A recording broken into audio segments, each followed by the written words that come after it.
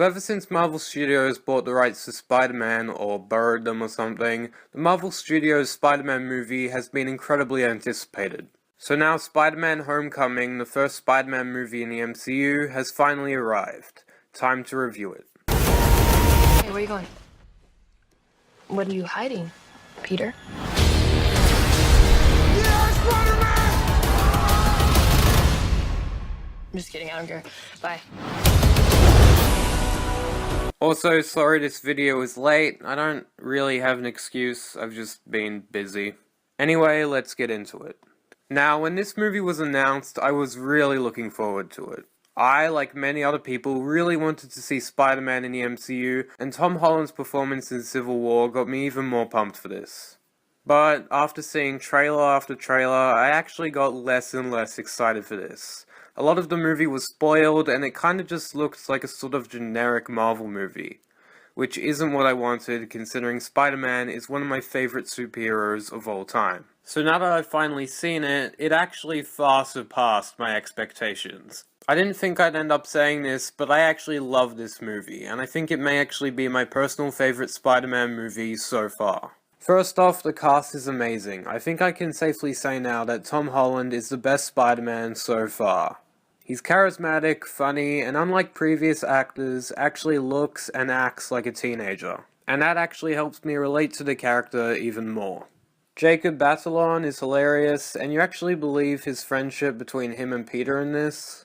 Laura Harrier is really good in this, Zendaya is really funny, and Robert Downey Jr. is once again great as Iron Man. And for those who are worried about this, he isn't in the movie for too long and didn't distract from the main story. As for Michael Keaton as the Vulture, he completely owns that role. Sometimes you kinda like him and feel sorry for him, but other times he's extremely menacing and he pulls it off really well. Whether or not he's better than Loki is still up in the air for me. They're both really great villains. There's lots of great action, although some of the CGI I think could have been a little bit better. And even though I was worried the trailers spoiled everything, there were a lot of surprises. There was one twist in particular that I absolutely loved and didn't see coming at all, and if you've seen the film, you probably know what I'm talking about. It's also just a really great high school / coming of age movie.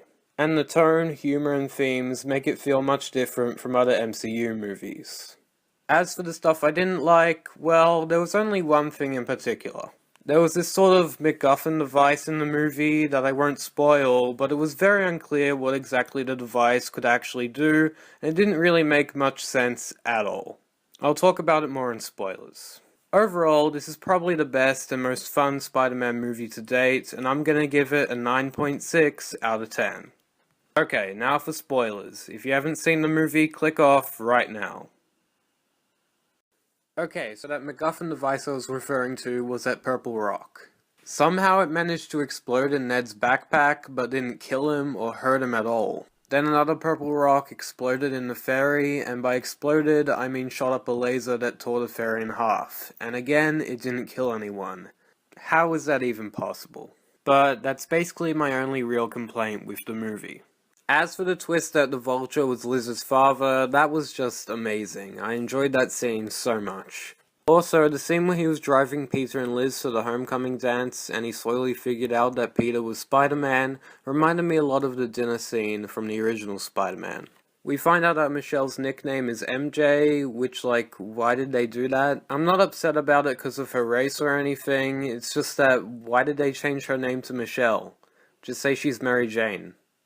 The name change is completely pointless. Also, Pepper Potts is back with Tony Stark, even though in Civil War, Tony said that they broke up. I guess they got back together. We also briefly see the Iron Spider suits, which could have looked more comic accurate, because it looks pretty awesome in the comics. I'm also guessing this is what he'll wear in Avengers Infinity War, but hopefully they change it up a little bit. There are also a bunch of other Easter eggs, including a cameo by Betty Brant, played by that girl from The Nice Guys. I don't really see why they made her a high school student, but whatever. There were also 2 Batman references I noticed, which makes sense since Michael Keaton is in this movie. Obviously there was the interrogation voice making fun of the Dark Knight films, and there was also the fact that Ned wanted to be the guy in the chair, and the guy in the chair is usually associated with Batman.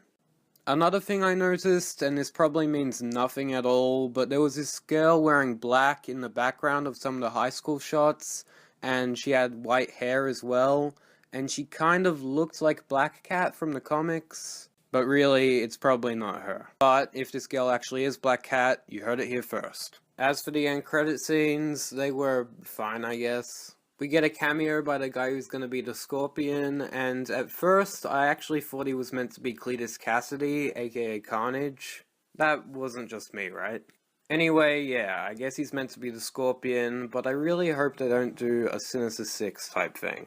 Because if the Spider-Man movies can't handle 3 villains, they definitely won't be able to handle 6. I'm also thinking that there's a chance, just a small chance, that in the sequel, the Vulture's character could actually be redeemed. First off, he didn't tell anyone that Peter was Spider-Man, and second, the only time he killed someone in the movie, it was actually by accident. So maybe in the sequel, his character could change sides. As for the second end credit scene, that was hilarious, even though it sort of ripped off Deadpool, which did a similar thing, which was actually a shot-for-shot copy of a Ferris Bueller's Day Off, which we saw a clip of in Spider-Man Homecoming. So I guess it went full circle. Anyway, that's what I thought about Spider-Man Homecoming. Thanks for watching, remember to like this video, I'd really appreciate it, leave a comment and subscribe for more videos like this one.